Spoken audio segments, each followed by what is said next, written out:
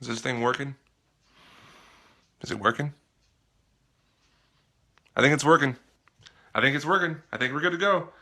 Okay, guys. So I get a lot of questions about how I trim and seam my masks in a way. Hey, Randy, how's it going?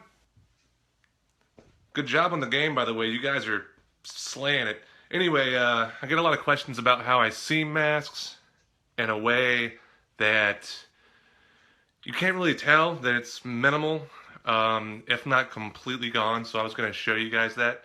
Um, so I have three masks here, and I'm going to show you some differences. It's all in the casting technique, different strokes for different folks. Hey, Christian. Ooh. Hey, Brian. So, different strokes for different folks. I want to preface this by saying that there's no 100% right way to do any of this stuff. It's not rocket science. You don't have to follow a set manual. There's different stuff works for different people, and this is just the way that I've learned how to do this that works best for what I do. So, firstly, I have this clown mask right here. You can see it's pretty thick. It's how I like my stuff. You can see the seam is already almost gone, and it just comes out of the mold that way. So it's all in your mold. Nice, tight, strong mold will give you a nice, tight seam line. So you have little to no work. Second thing you're going to need is a small pair of cuticle scissors. You're going to need paper towels. They don't have to be anything crazy. They don't have to be anything like super triple ply, fancy, whatever. I just use the cheap 50-cent rolls from Walmart. Let's see. And mineral spirits. You're definitely going to need some type of mineral spirits.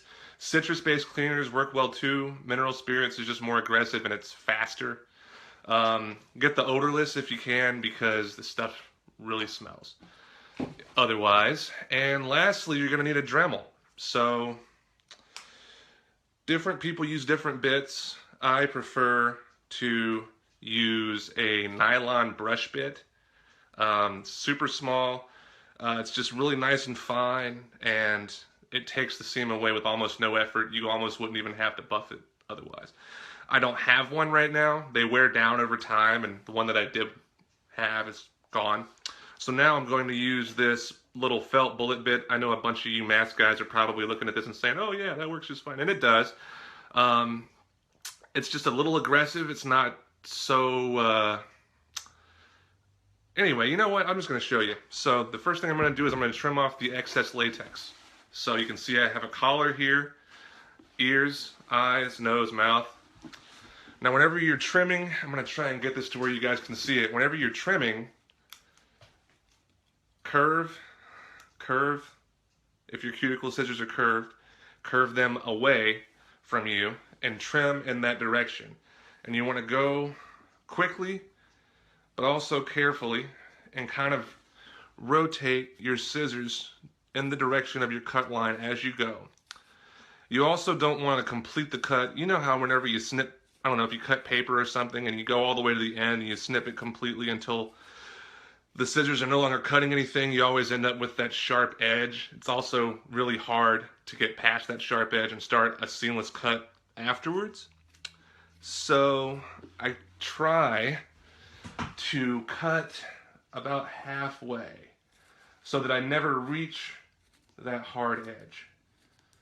I never have, and you can see already, you can see how smooth that cut line is. You know, it's not super smooth. I'll still have to go through and Dremel it a little bit, but it's already pretty even. And you can see on the inside of the mask, there aren't any super sharp edges. You know, it'll be super simple, minimal cleanup. So, I'm just going to go ahead and do that. And then, you know, I think I'm just going to, just for the sake of time, after I get this collar piece taken off, I'm going to go ahead and show you guys how to seam and buff. Because I don't want you guys to be sitting around here for 20 or 30 minutes while I obsess over the eye holes and the nose holes and the mouth holes and everything like that. So, This is also my first live video that I've ever done, so if you guys enjoy it for some reason, I hope I'm not boring you by any stretch of the imagination. So, if you guys like it, let me know. I work from home now. I no longer have access to a proper studio, but I'm also of the mindset, and you guys can't see it, but behind the camera is just loaded with stuff. I'm of the mindset that where there's a will, there's a way, and if you have the right mentality, about it, you can take 200 square feet and just turn it into as productive of a space as you're able to. So, okay, I've got the collar piece, and it's gone. All right, so I'm gonna get up close here. You guys can already see it's relatively even cut line. Now that was sculpted in to look that way as well. Kind of like, you kind of preface everything in your sculpture. Usually when you're like 90% done, for me, I try to start thinking about, okay, how am I going to mold this? Where are my cut lines going to be? And I sculpt that stuff in there so that I can do it the same exact way every single time. And it completely minimizes on my finish work time. It doesn't take nearly as long for me to finish a mask as if I didn't scroll these little lines in there to follow. So you can see though, in kind of just following that half cut where you just kind of bring the scissors down almost, but not all the way, you're able to, what's up, Rashad? You're able to kind of follow that line without having these weird harsh snips, So, and as you can see all the way around, it's pretty even. I'll still have to, there are a couple of little nernies here and there. I'll still have to go through and Dremel those off, but it won't be anything. It won't be anything else, anything crazy. So, proper Dremel technique. This is key for me. Again, like I said, there's no rocket science formula that 100% perfect every single time. I prefer to hold my Dremel like this. It's actually the way a Dremel is supposed to be held. If you look at the handle and you look at the notches on the side, it's made ergonomically to fit in your hand like this. That's why the thumb is up here where the switch is. This is how you hold the Dremel. Everybody else does it like this or whatever, and it's just like, again, it works, but you're making it really hard on yourself. So, rule number 2 about dremeling is Dremel away from yourself. Treat it like if you were peeling a potato. You want to Dremel away from yourself. This gives you a lot more control because you're working with your elbow and your shoulder and you're not depending on your wrist movement as much. So, here we go. I start at one side at the very end and I go bzzz all the way around. So, I'm going to show you guys because I wasn't prepared for this, honestly. I don't really have a whole lot of like a setup going on. I'm just have this camera propped up. So I'm going to go ahead and Dremel this, and then I'm going to just do this one little piece, and then I'm going to show you guys afterwards. So, kind of a moderately low speed. It's cut up maybe halfway. So, why don't you get a wave and small hand piece for your Dremel? This is just the way I do it, man.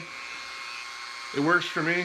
So, now, whenever you're Dremeling, I hope you guys can hear me over the Dremel. Work in a circular pattern. If you go just straight or if you go back and forth, you're going to be way too aggressive on it, and it's going to end up delaminating some of the latex, which is fine. You can deal with that later, but again, it's more work than you want to make for yourself if you're in a production mode where you kind of want to just crank stuff out. So, and I'm also not going to use the point of the Dremel bit. I'm going to use the side. Now, if we were using the nylon brush bit, like I was telling you about earlier, I would use the point because it's a brush. But with this, I'm going to treat it almost like a sanding bit. I'm going to use the side of the bit. So, I'm going to get up a little bit, and I'm going to kind of do this. Bear with me here. I got to find the right angle. Right about there. Okay, so Using the side of the bit, I'm going to hit the seam, buff it in a circular manner, like you're waxing a car. Okay, that one little spot's done. And already, let me just wipe away some of these little greablies that get left over. Already, if you look right here, you see there's still a little bit of material. That's just the excess material that was just torn away. So, paper towel, odorless mineral spirits, if I can open it. Sometimes you have to use a brush to open your mineral spirits. So, bear with me. The only thing about having a confined area is stuff gets everywhere, and every now and then you get a little latex or clay, and where you don't want latex or clay, and you gotta clean stuff up. So, mineral spirits, dip, dip, dip, dip. I do this a few times to get the paper towel nice and saturated. It also helps me not spill mineral spirits everywhere. So, you're gonna treat this just like you treated that Dremel bit. You're gonna buff it in a circular fashion. It's kind of away from yourself, almost like you're waxing a car. So, I'm buffing in a circular fashion, and it's gone. The seam's gone. And if I can get to, you see right there, that area that I just did, it's gone. There's nothing there. There is no seam line. Okay? And all that is, like I said, it's just a real light touch with the Dremel and some mineral spirits, and that's it. Now that I've done that, I'm going to go ahead and seam the rest of the mask because you guys know what that looks like now. I'm going to go ahead and seam the rest of it and then show you that afterwards. I will tell you that a lot of seam line problems that I've seen in other people's work comes from the casting method. It's always experimenting. We're always trying to learn new things and to try new things to see what works best for what we're doing. And every individual case is different. One thing that I've noticed is a lot of people get a little too ahead of themselves, a little too aggressive, and they spend too much time dremeling one certain spot, or they'll spend too much time dremeling the seam. You want to move fast. If you spend too much time dremeling an area, there's only so much material that it's going to be able to be cut away before you start digging into some of your mask details. So I always just say, take your time, but at the same time, work quickly. You want to be able to give yourself as fresh of a start whenever you paint as possible. You don't want to have to do a whole lot of fill-in. You don't want to have to do a whole lot of patchwork. And honestly, man, with the way that I do these things, again, it works for me. There isn't a right or wrong way. Everybody has their own methods. But I am almost 90% of the time able to eliminate any and all patchwork. I don't have to patch anything. Well, Jim, if you were present during the beginning of the video, you'd see what I was doing. Okay, so, you see that's how fast I'm going here. I'm already up to the top of the head. Alright, so, again, kind of at a 45-degree angle, I'm using the side of this brush bit. I'm not using the tip, I'm using the side.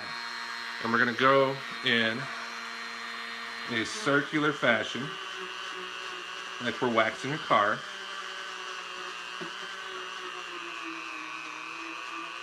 And if you get more of a stubborn area, again, as long as you keep your Dremel moving, you shouldn't really have any trouble in terms of delaminating your latex, or taking too much material off, or digging too far in. The key is to keep moving. As long as you're moving, you're not going to have any problems that you can't get rid of.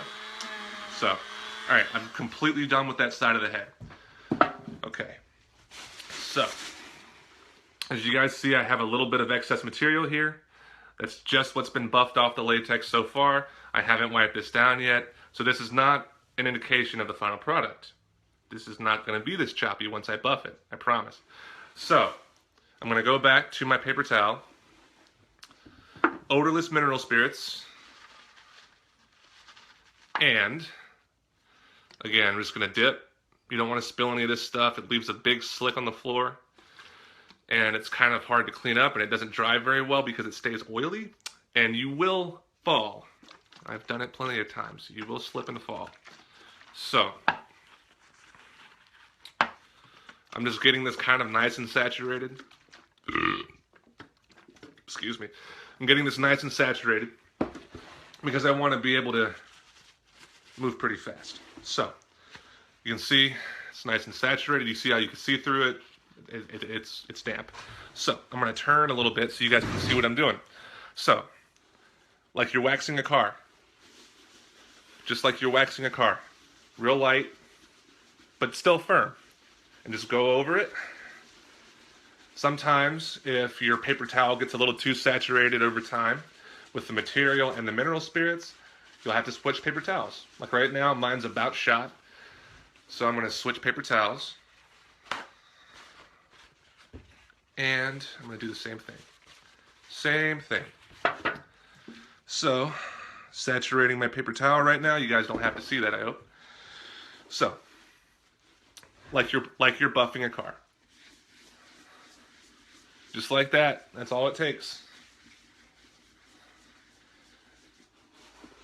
The key with this stuff, as with anything in this business, as with any artist that can, I mean, any artist, I'm sure a bunch of you guys are watching right now that are artists, you can 100% tell patience is key. You have to be patient with yourself and patient with your material. When you move too fast, that is when you start to make mistakes. And the faster you move, the harder that mistake is going to be to fix when it happens. There, see, look at that. It's all gone. All gone. Trying to see, you can see sort of where it was, but it's gone. You know, this little line right here is just a little indication from the mold. It's because I pulled this one a little bit later, so the latex had kind of shrunken up a little bit. And when that happens, and you still have a little bit of a seam line against your mold wall, the latex shrinks and pulls away, but the seam line that's still stuck to your mold wall is going to hold that latex in space. So you still have a little bit of a line. Now that line is only there right now because I've saturated with mineral spirits. Once the mineral spirits, you know, dries out and the latex is no longer kind of soaked in it, that seam line will push back out to the rest of the mask and it will look perfectly fine. Now, this is a pretty easy area to seam line because it doesn't have a whole lot of surface detail minus some veins. So I'm going to show you guys how to seam line something that does have surface detail, something that has undercuts and areas where you have to dip down into certain tight spots. Okay. The same thing applies. I'm still holding my dremel at a 45-degree angle. I'm still going to be running at a medium speed, and I'm still going to primarily be using the side of this bit. Now, I will use the tip of it a little bit, but I'll try to avoid it as much as I can. And you can do that by removing the stuffing from your mask. And, I mean, this is completely cured latex. You're not going to damage it unless you're really trying. So you can use your fingers on the inside of this mask and push those surfaces out. And that stuff, what was once a curved surface, is now completely flat. And it's a lot easier to deal with that way. So that's what I'm going to do. So here we go again. Oh, too high, too high. All right. There we go. Medium speed. I'm going to push this area out, and I'm going to do the exact same thing. So I'm trying to get to where you guys can see this. Buffing away at a 45-degree angle, or I'm holding my dremel at a 45-degree angle, buffing away. You can see right there. Since I pushed the inside of this mask up and made that curved vertical surface a flat surface, you can see that that seam along that edge right there is now gone. It's a lot easier to deal with that way. So I'm going to go ahead and just breeze through this. And if I have any problem areas, because it does happen, none of this stuff is 100%. None of this stuff, I mean, you can't really, like, it's about as predictable as predicting the weather. So if I do have any trouble spots, I will be sure and point them out to you. And I will stop what I'm doing, and I will show you what they are and how I like to fix them. So far, so good, though. Again, 45-degree angle, moving in a circular motion. Very light.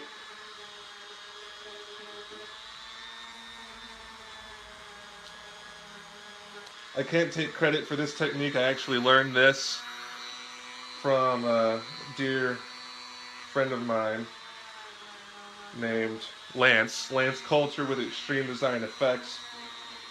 Started working for Lance as a sculptor slash, just general laborer when I was 23, and I learned so much from him. And honestly, if it wasn't for him, I probably wouldn't be as good as I am now at this stuff. Not that I'm the greatest by any means, but I mean, I learned a lot from him and furthered myself quite a bit. I know you guys can't see what I'm doing right now. I'm just doing the reverse side of this mask real fast.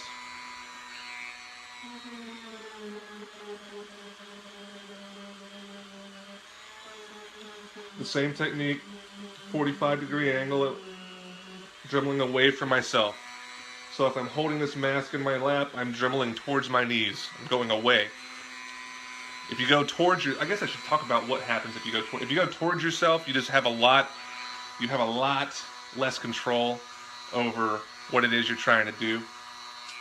Mostly in your direction. If you're dremeling towards yourself, I don't know, it's just weird. So when you're doing it and dremeling away from yourself, it just seems easier to control not only the technique, but also controlling the ability. I'm just, am I making any sense? You guys picking up on this at all? Okay, so.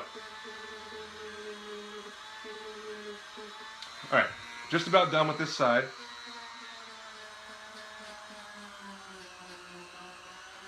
Moving pretty fast now because I don't want to bore you guys. Okay, so that's pretty much done. Alright, again, so I've pushed up these curved areas to make them flatter and a little easier to deal with. And I just kind of buffed, again, at a 45-degree angle, away from myself at a moderate pace. And you can see the seam line's kind of gone. There's still some excess material here. And that will be removed when I buff this away with mineral spirits, which is what I'm going to do now. Now, while I'm prepping that, it is safe to talk about delamination. I was kind of, I never really want anything to delaminate, but I was kind of hoping that this would, so that I could at least show you guys what I mean.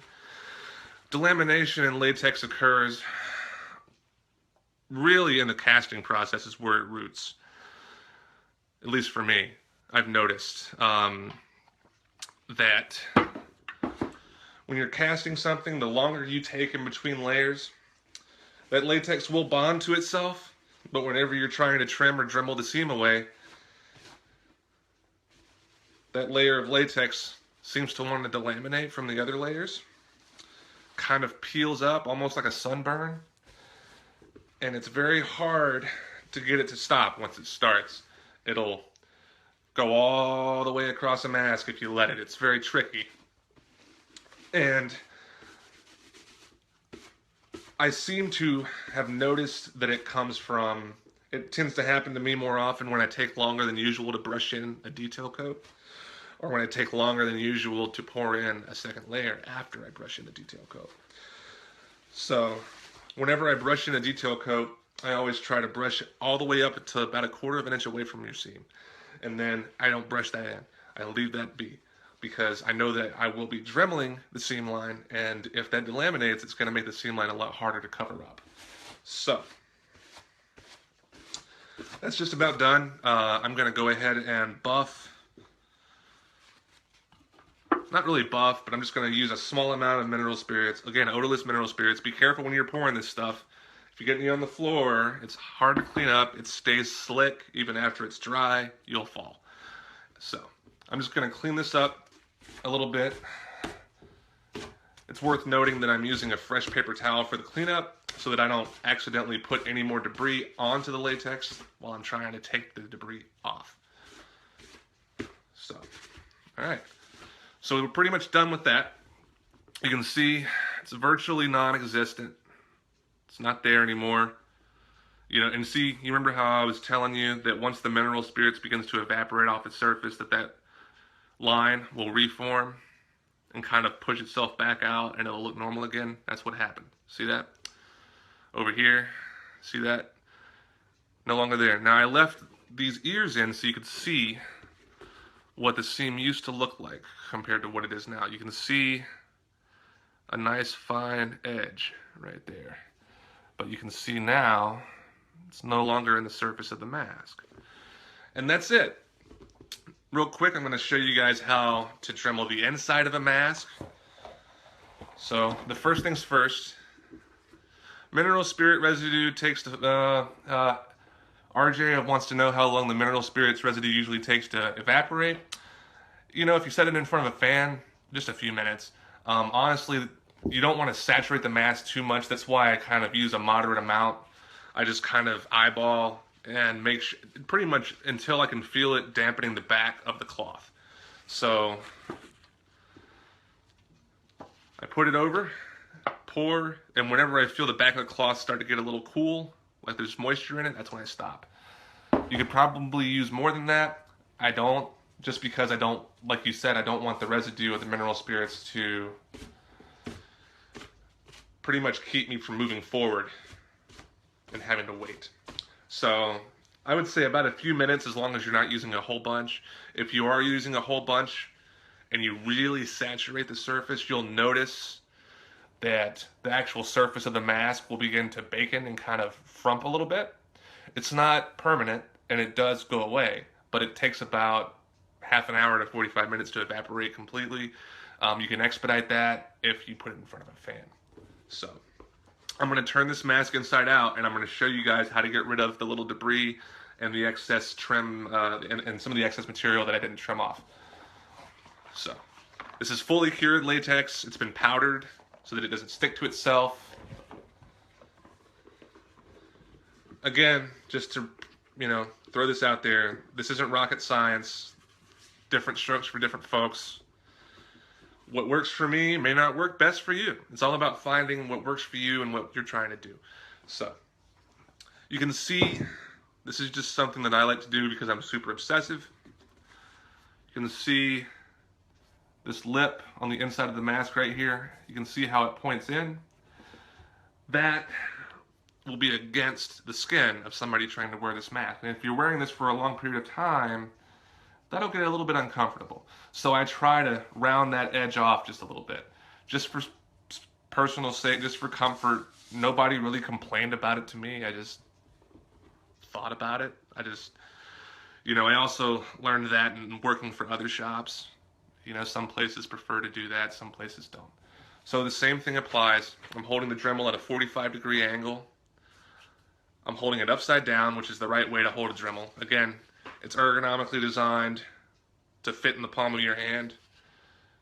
That's why the thumb switch is on the bottom, because you control it with your thumb. So, same speed. About medium speed. And I'm going to do the exact same thing. I'm not going to be as careful with this because it is on the inside of the mask, but I am going to go the exact same thing. So, I'm using the side of the bit, not the point, and I'm moving in a circular fashion. I'm applying a little bit more pressure because I'm trying to remove a little bit more material. So, hoping you guys can see this. And all I'm doing is rounding off that edge. I'm not removing it completely because it does help. You know, when somebody's wearing it, it will provide a nice finished surface edge. But I'm just rounding it off so it doesn't look like I just chopped it up with a pair of scissors. Again, I've never had anybody complain about that. It's just something that I like to do. Okay. The other side's kind of good. That side was really the only problem side. So I'm going to do the same thing. I'm going to use a new paper towel because the other ones are kind of oily. I go through paper towels like Paula Deen goes through butter. I'm sure most people can relate to that in this business. Not the butter, but the paper towels. Or the butter. I don't know. Alright, so moderate amount of mineral spirits. You can see the excess material left over. It's kind of bumpy right now. Same thing. We're going to treat this just like the seam line.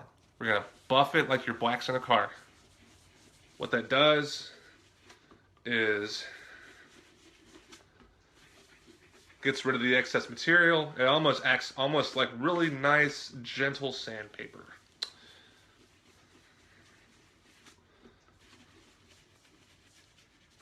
This also works if you have any little knobs or nodules on the inside of your latex. You can buff those down so that they're not just like knocking somebody in the head, you know, when they're trying to wear it. So, all right, that's that. And I'll show you guys. See, now that edge is nice and rounded. It's not nearly as jagged as it was before. It's still there a little bit, but that will help provide a nice even lip for the back of the mask, which is kind of the point of this mask. It has to fit nice and even. But that edge will no longer be uncomfortable to whoever wears it. So the last thing is to baby powder the inside of your mask, which I'm actually using my baby powder to prop my camera up. So I've already baby powdered the mask. I've already done that when I was demolding it, but it's worth it to say that since we've just used mineral spirits on the inside of the mask again, it removes the baby powder residue, which the latex will fold over and stick to itself. So you got to use a little bit of baby powder, which, I mean, most people know how to do this. You just sprinkle a little bit on and rub it in on any areas that you've buffed with mineral spirits. Okay, so that's that. I still need to trim the eyes out. Do you guys want to see me trim the eyes out? I mean, I didn't do it before. I was kind of just wanting to do the seam line. But if you guys want to see me trim eyes and to show you how to get nice, smooth cuts, I will. It's the same thing. I guess I should. So, the same thing. Using a curved pair of cuticle scissors, you're going to cut away from yourself. Hey, Mark. We're going to cut away from ourselves, and we're not going to cut complete. We're not going to bring the scissors to a complete